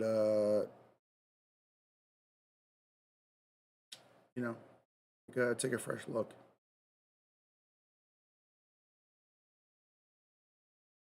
But people need to like not just feel like they have a voice. They need a legitimate voice. I think free speech is important. I think it's a part of the human condition to express yourself. Any suppression of that is unsustainable, and I think suppression of free speech, but education is fundamental functioning free speech. Free speech doesn't mean shit if everyone's misinformed. Caused against Jews in Tsarist Russia. His speech is important to remember because it is prescient even now. It's something that I have brought forward many times over. All of this enmity is a simple distraction. It is hatred that those, which by the way I did talk about at the Oxford Union speech as well. Enmity towards Jews is an old trick by those in positions of power even before capitalism existed, even before the Industrial Revolution. It is utilized as a simple mechanism of distraction, okay? Anti-Semitism means spreading enmity towards the Jews. When the accursed Tsarist monarchy was living its last days, it tried to incite ignorant workers and peasants against the Jews. The Tsarist police, in alliance with the landowners and the capitalists, organized pogroms against the Jews. The hate of the workers and the peasants. The landowners and capitalists tried to divert against the Jews. In other countries, too, we often see the capitalists fomenting hatred against the Jews. In order to blind the workers, to divert their attention from the real enemy of the working people, capital. Hatred towards the Jews persists only in those countries where slavery to the landowners and capitalists created abysmal ignorance among the workers and the peasants. Only the most ignorant and downtrodden people can believe the lies and slander that are spread about the Jews. This is survival of ancient feudal times, when the priests burned heretics at the stake. when the peasants lived in slavery, and when the people were crushed and inarticulate. This ancient feudal ignorance is passing away. The eyes of the people are being opened.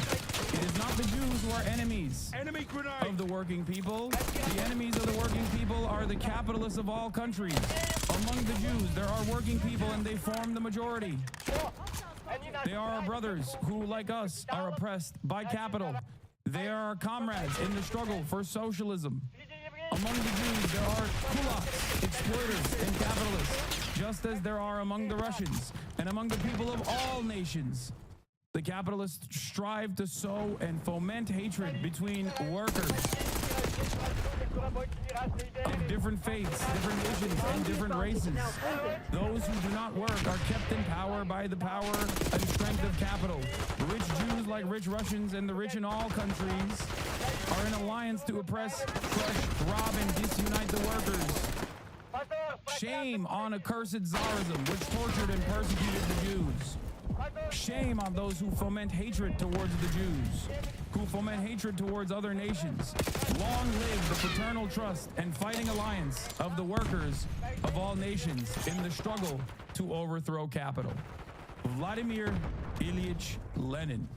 There is perhaps no more concise and prescient statement on the unnecessary division that is very successfully created for people who must be united in one cause, that people who have the exact same class positions and the exact same struggles and the exact same wants and needs.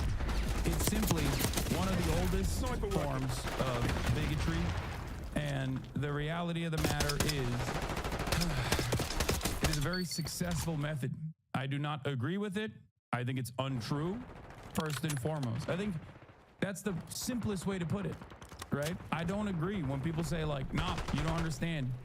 This is how Jews are. It's like, no, they're not. There is no singular group that is monolithic, okay?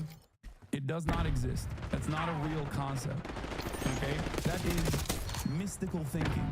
That is idealistic thinking. That is good, bad dynamics. I do not traffic in these conspiracies, and I do not believe in these arguments, given up the lead. Because that's not how human beings are, okay? It is immaterial and unproductive, and created as a mechanism of distraction. And I think a lot of people fall into these fallacies because of their liberalism, okay? Liberalism causes people to think in good, bad dynamics, okay? Liberalism causes people to think in terms of the Marvel Cinematic Universe. And when you think that way, you always have to find an enemy, okay? Someone has to be doing things, pulling the strings, because you refuse to see that those who are openly pulling the strings in broad daylight and engaging in class collaboration are those in positions of power, the capital owners. A consortium, a network of capital owners who are in positions of power all around the globe, regardless of their background. And they do this because they've designed society in a way that suits the profit motive. They do this in a way to ensure that they still end up reinforcing the structures that bind us. Okay? Let's see what Noam Chomsky had to say about this. A little bit different. For one thing, there's two questions. There's a number of questions to ask about the book, I'm sure. You know, Lenin died 25 before Israel. We live in a different world today. It don't matter. If you think Lenin's analysis in that regard is not applicable, when in fact the time when he was alive was infinitely more susceptible to anti-Semitic ways of thinking. He's talking about World War I with respect to this is pre-Holocaust. It's pretty amazing. So even if you were to talk about this from the framework of Israel alone, right? Lenin would understand that there are workers who are also united in their class struggle against capitalists, even in a nation state such as Israel. Anyway, Leo Frank was a Jewish man who was lynched because he was wrongfully convicted of the murder of teenager Mary Fagan. Jury released black man's testimony Jim Conley over Frank's. A witness averred on his deathbed that he saw Jim Conley kill Fagan. Leo Frank is used as a dog whistle for Jewish people doing crimes of pedophilia and killing children, saying Frank is guilty today. He's literally just dog whistling. Yeah, I didn't know that. Sorry. I mean, I don't know the full details of the Leo Frank story. I know that it was like the pivotal reason why the ADL began. One thing has to do with the quality of their claims. The other is about its reception. And notice that I think it is well received. And I think the reason is it exculpates the U.S. government. It says, look, we're fine. But what can we do? There's this powerful Jewish lobby that's controlling us. So we'd be delighted to be benevolent and, Dude, banger. Straight up.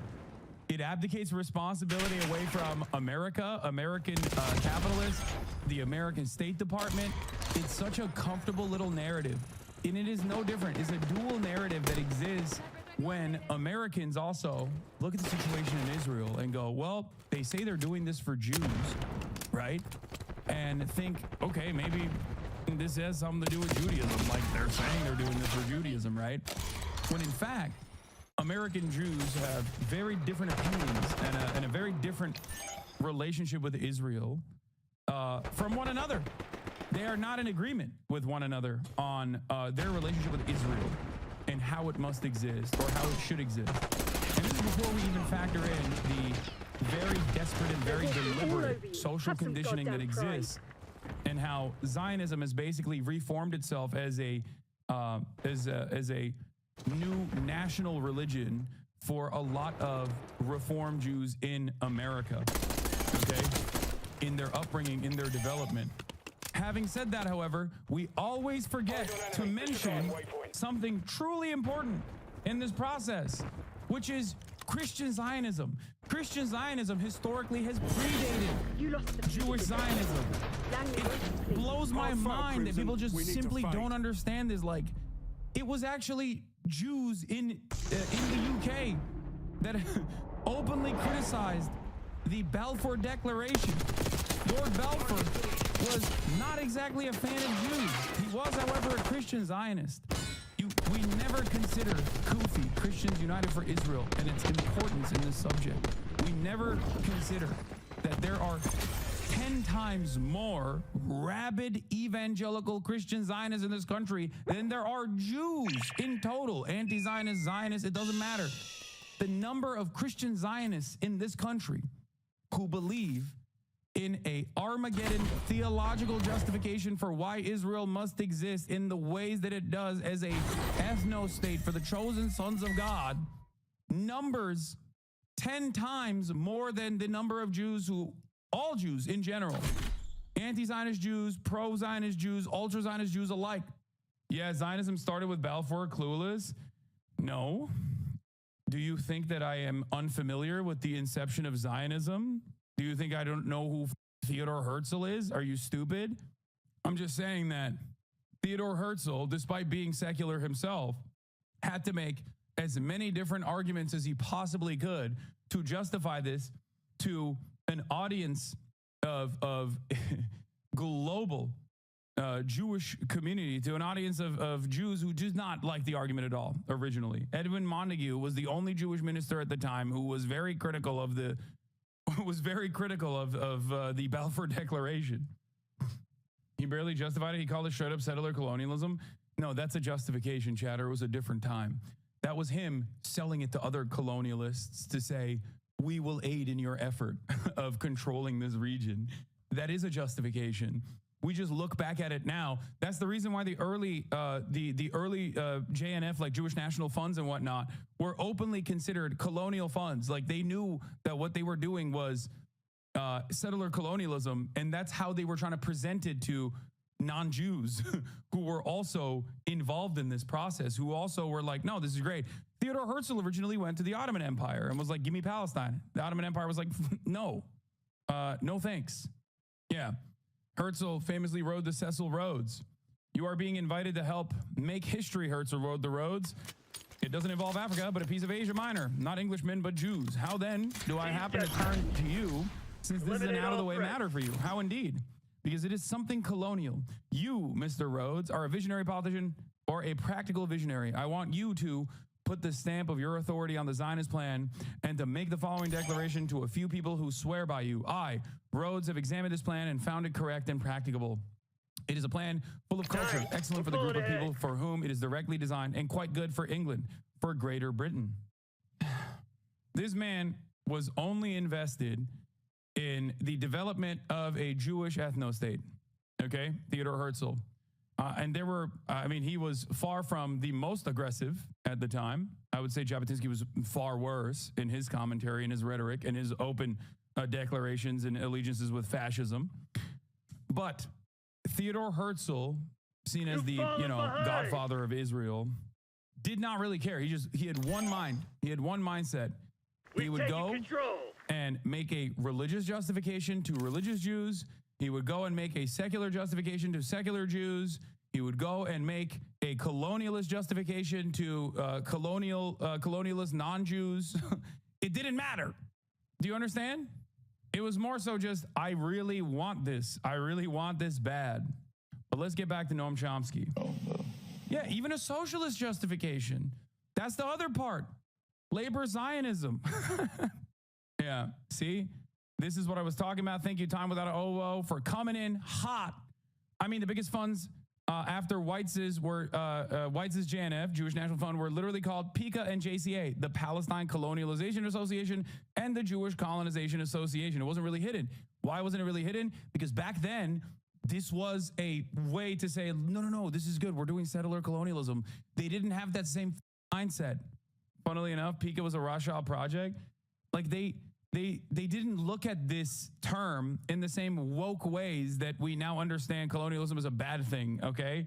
It was a good thing being presented. Victims of colonialism were even less, it had even less voice. They barely have a voice now. There was a positive association with the term, not a negative one. Anyway, let's continue. Helping people are natural instincts, but we're trapped by the Jewish lobby. Well, that's a pretty good reason, I think, why it is accepted. Yeah. The second question is about the thesis. Can it really be that a small ethnic lobby controls U.S. policy?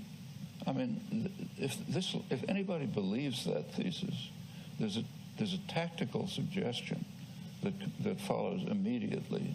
Put on your tie and jacket, go to the executive offices of Lockheed Martin, General Electric, Goldman Sachs, J.P. Morgan Chase, and explain to them that your interests are being harmed by a little lobby which you can put out of business in 5 minutes. Okay, that's the tactical suggestion that follows. Does anybody pursue it? No, because it's absurd. The claim, this is actually an interesting, Mearsheimer and Wald are very good scholars. We're called realist IR scholars. According to realist scholarship, states pursue what is called the national interest, primarily security. It's an anarchic world, and states try to preserve their own security, well-being of their own populations, and the national interest. There's a lot of questions that are open there. First of all, what is the national interest? Is the national interest of the CEO of General Electric the same as the interest of the janitor who cleans his floors? No, their interests are quite different. So what's the national interest? Where to start? Well, in practice, it turns out that the interests of state power and concentrated economic power. Take a look at the formation of policy. That's what it defends. Is the national interest in that sense harmed by U.S. policy towards Israel? Well, pretty hard to argue that. This is why I always say, and I said this in my Oxford speech as well, saying Israel has anything to do with Judaism is like saying ISIS has anything to do with Islam, okay? ISIS is true Islam, Israel is true Judaism. These are both silly attitudes. These are wrong, okay? At its base, it's just a fundamentally incorrect position. And it also revolves around the notion that these people have a monolithic understanding and a monolithic approach, okay? That all Jews believe this or all Muslims believe this. It's wrong. And another thing that I regularly mention, that I brought up in my Oxford speech as well, which is that if all Americans tomorrow became card-carrying anti-Zionists, every single American Jew tomorrow became a card-carrying anti-Zionist, it would not change America's dynamic with Israel even a little bit, okay? It would probably make way for even more support and even more protests in general, but I promise you, the American state would still support Israel, okay? And there is truth to this reality, as I've often talked about as well. J Street did a poll on American Jews, finding that 70% of American Jews believe in refusing offensive weapons to Israel, denying weapon shipments to Israel in an effort to get them to agree to the ceasefire conditions. 70%. Has that changed Biden's calculation? Since that poll came out, Biden gave another $600 million to Israel. He hugged and kissed Israel Herzog, the president of Israel. Or is his name Israel Herzog? Sorry. What was it? It is, right? Or I might fuck up his name. I forget. What's the name of the president of Israel? Isaac Herzog, not Israel Herzog. Sorry. Thank you. He hugged and kissed him. Okay. Tim Apple, a Tim Apple moment. And, you know, this is important for people to comprehend, I think. At its most basic, simple truth, it's just a falsehood. And I'm never going to tell you a lie. I'm never going to tell you something I don't believe. It's not like, I'm secretly ashamed of like the real truths about anti-Semitism. That's like what anti-Semites always act like.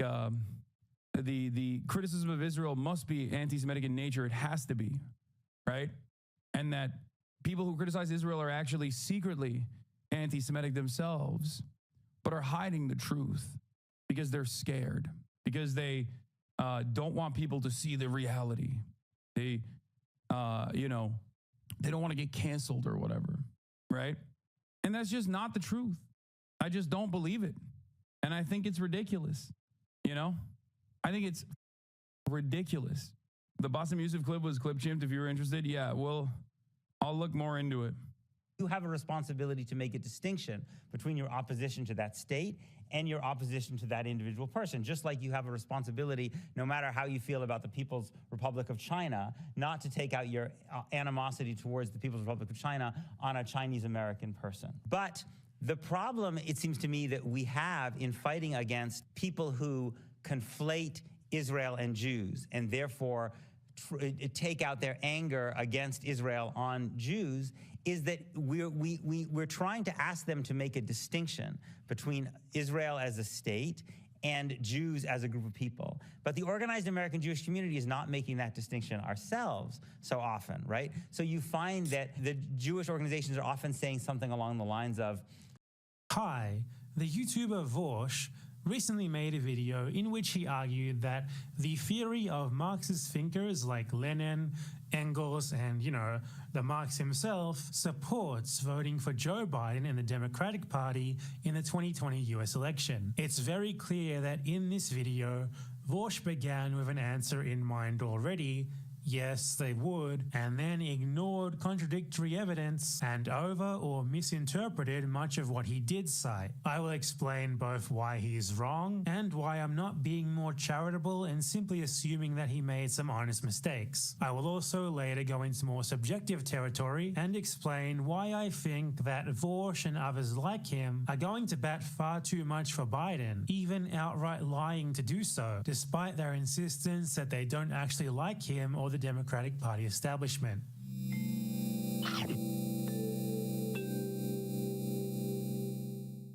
To clarify before you get all mad, I am not personally against voting for Joe Biden. I am also not someone who just dogmatically follows the word of old Marxist white guys. I am, however, strongly against just lying and whitewashing in service of the Democratic Party. Firstly, Vorsh addresses arguments against not voting at all. I'm not too sure why he thinks this was needed. Perhaps he encountered people saying as such, but those people clearly are not familiar with Marxist theory. Aside from some very weird Maoists Anarchists are actually the ones who are more likely to advocate against voting. There is a difference between electoralism, the belief that simple electoral participation should effectively be the extent of our politics, and electoral participation itself. Regardless, look, I'm just gonna get to the point of this video right away. Vorsch takes a bunch of Engels and Marx quotes out of context of their wider views on the subject. For example, Vorsch notes that Marx believed that in certain contexts, socialism may be achievable through elections. Did you know Marx actually believed it was possible to achieve socialism peacefully through democracy and through voting? A quote from him in his La Liberté speech. You know that the institutions, mores, and traditions of various countries must be taken into consideration, and we do not deny that there are countries such as America, England, and if I were more familiar with your institutions, I would perhaps also add Holland, where the workers can attain their goal by peaceful means.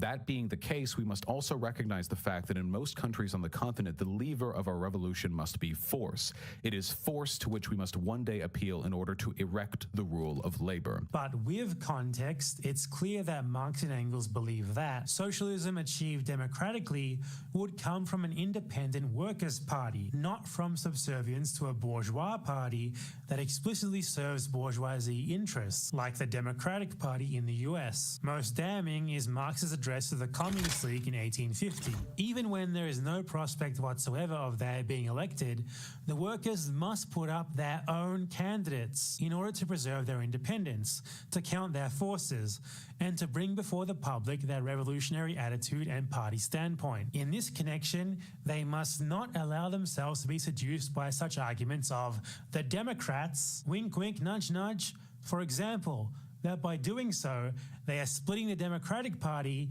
wink wink nudge nudge, and making it possible for the reactionaries to win. The ultimate intent of all such phrases is to dupe the proletariat. Marx is clear that an independent workers' party should be formed and backed, even if it splits the vote. Now, you could argue that this was in a different context. Marx there was talking about a post-revolutionary parliament, like the one that formed after the Russian Revolution. But Engels, writing in 1886, after Marx's death, when their thought on this subject was pretty much at its final stage, wrote specifically about the American context and echoed the statements that Marx had made 36 years earlier. In a country that has newly entered the movement, the first really crucial step is the formation by the workers of an independent political party, no matter how, so long as it is distinguishable as a Labour Party. And this step has been taken far sooner than we might expect. And that's the main thing, that the first program of this party should still be muddle-headed and extremely inadequate, that it should have picked Henry George for its figurehead, are unavoidable if merely transitory evils. The masses must have time and opportunity to evolve, and they will not get that opportunity unless they have a movement of their own, no matter what its form, providing it is their own movement, in which they are impelled onwards by their own mistakes and learn by bitter experience. Again, running elections, yes, but with an independent workers' party, which he describes as the first really crucial step. He was against Puritanism in the workers' movement, but he most certainly did not advocate for working within bourgeoisie liberal parties. The only possible conclusion to be drawn from these two passages is that Marx and Engels thought that independent workers' parties of some description should always run in elections, even if they will lose and even if they will split the vote. These two passages alone are absolutely damning for Vorsch's argument. He quotes so widely that I find it difficult to believe that he wasn't aware of these quotes. Surely he came across them in his research. I read those larger bodies of work. None of the quotes that I am presenting to you right now are taken out of context or selectively released. None of these speeches that I write out to you have ellipses between them to remove sentences that are inconvenient to me. Of course, I can't know for certain, but I expect that he knowingly ignored them because they completely contradict his argument. Now, that's the main argument done. A huge part of his thesis is that the writings of Marx and Engels support voting for Biden. They clearly do not. So yeah, kind of wrong already. I'll go on anyway though. Vorsch later moves on to quoting Lenin to support the idea of socialists working within the US Democratic Party. He references a very long series of quotes, and in every single one of them, Lenin is advocating to work within the UK Labour Party to further communist goals. The UK Labour Party, while bourgeois-led, had an overwhelmingly proletarian base, and I would argue that it was more left-wing than really any major electoral party in the world today. Arguably, you could even say that this Labour Party was a workers' party in the sense that Marx and Engels used the term, especially since in what I just quoted, Engels used Labour Party as a synonym for workers' party. There is certainly no comparison between them and the Democratic Party. Vosch actually acknowledges this early in the video and again later. Great, but he then goes on to ignore that fact and interpret Lenin in an incredibly dishonest way to support his preconceived conclusions. So he knew about this context, but chose not to factor it into his interpretations, because otherwise, well, these quotes don't support his argument. Here's a couple of examples. Lenin argued that in order to explode the futility of reformism and to bring communism to pass, the Labour Party must have a trial in office. Therefore, British communists should affiliate their party to the Labour Party and come to arrangements with it for the formation of a joint parliamentary bloc and the mutual sharing out of constituencies. So, in this segment right here, Lenin is saying that's not that the end the of it, failure Bosch. of the Labour Party and the failure of reformism would be a form of radicalization for the proletariat. It would provide the proletariat an opportunity to witness the failings of the predominant left-leaning party at that time. Here, Vosch compares Lenin advocating to join a reformist party explicitly created to appeal to workers, it's kind of in the name, with an overwhelmingly working class base, far further left than anything the USA has ever known, to people joining the at best center-right Democratic Party that cannot even be described as reformist. And he doesn't advocate for that to win either, but rather explicitly actually to fail and convince the workers that electoralism does not work. This is not remotely the same thing. The Democratic Party is not a flawed but ultimately still worker-based reformist party. It is a liberal bourgeois party that serves bourgeoisie interests. Under the Democratic Party, the workers don't even get as far as seeing their reforms levied in Parliament, so they never actually see them fail. The party apparatus itself ensures that these proposals never get to the floor, as they have for decades, so radicalization in the way that Lenin described it will not happen here. A situation like this, where the workers are practically completely unrepresented in formal politics, cannot be compared to that of which Lenin spoke, where workers' reforms will be proposed in Parliament with strong backing from a major Labour Party. The USA does not have such a party because of arguments against vote splitting and for working within the Democratic Party, as Vosch is advocating for. If Biden wins, his presence as the president gives us an opportunity to expose the failings not just of an incompetent president like Trump, but the failings of the very system that bourgeois serving establishment presidential candidates like Biden present. Right here, Lenin is mirroring the exact argument I invoke in favor of a Biden presidency. Lenin advocated saying this to the leaders of the Labor Party. Please, Mr. Henderson, take the power. You today represent the opinions of the majority of British workers, and we know that, as yet we do not. Therefore, we cannot at present take the power. But you, who represent the opinions of the masses, you should take the power. Lenin openly advocates for bending the knee to the Labor Party, because at the time he spoke of this to Sylvia Pankhurst, following the Second Congress of the Communist Internationale, the Labor Party was far more representative of the interests of the proletariat than the communists were at the time. He did this because he understood that a conciliatory gesture now would bring him a better opportunity to infiltrate the party and radicalize people from within the party in the future. I love you saying this shit like a second mind. He is once again talking about the Labour Party. The Democratic Party does not represent the opinions of the majority of the workers as this Labour Party did. Not in a million years will it ever. There is no comparison here. Vosch is misappropriating another passage that is not even relevant to the situation. This divide is noted explicitly in another time when Vosch cites Lenin. We would put up our candidates in a very few but absolutely safe constituencies, namely constituencies where our candidatures would not give any seats to the liberals at the expense of the Labor candidates. Lenin actively advocated for avoiding splitting the vote with the reformist Labor Party if it would lead to a further right political group taking power in that constituency. See? work with the Labour Party to defeat the Liberal Party. Which of those two parties do you think the Democrats are? Obviously the Liberal Party. But Vaush just glosses over it. Vaush then does go on to address this distinction, or so he says. So there is a key distinction there between the Labour Party and the Democrat Party that I will address shortly. After all, the German lefts cannot but know that the entire history of Bolshevism, both before and after the October Revolution, get this, is full of instances of changes in tack, conciliatory tactics, and compromises with other parties, including bourgeois parties. So this lays clear a distinction that others might find as an excuse to ignore these arguments. Lenin advocates not just for working with reformist parties, but even at times bourgeois parties, which the Democrat and Republican parties both are to varying extents and in different ways.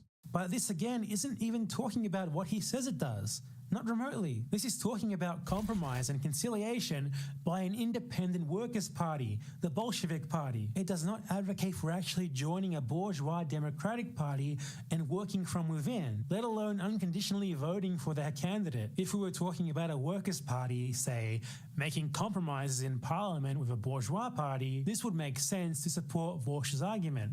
But we aren't. At best, all of his citations of Lenin simply have nothing to do with the topic at hand, and he's taking huge leaps to make it seem as such. And at worst, his position, subservience to the Democratic Party, is exactly what prevents the development of such a Labour Party. Yet he's still appropriating discussions surrounding a Labour Party to advocate for the Democrats. Right at the very end, there's another doozy. Vaush quotes Engels on monarchy to advocate for voting for Joe Biden somehow. From Engels in The Principles of Communism.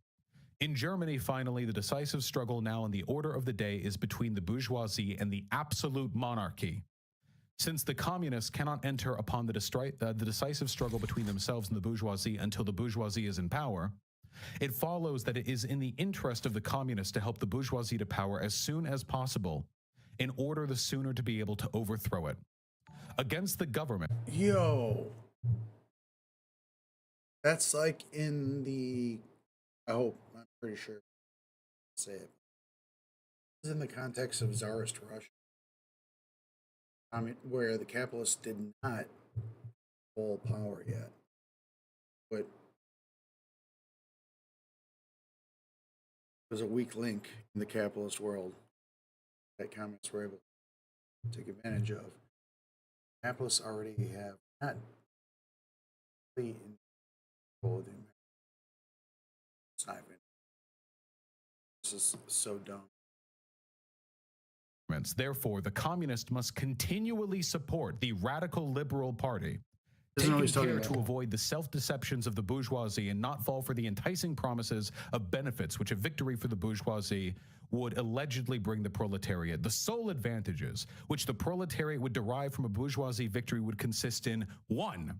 In various concessions which would facilitate the unification of the proletariat into a close-knit, battle-worthy, and organized class, and 2. In the certainty that, on the very day the absolute monarchies fall, the struggle between the bourgeoisie and proletariat will start.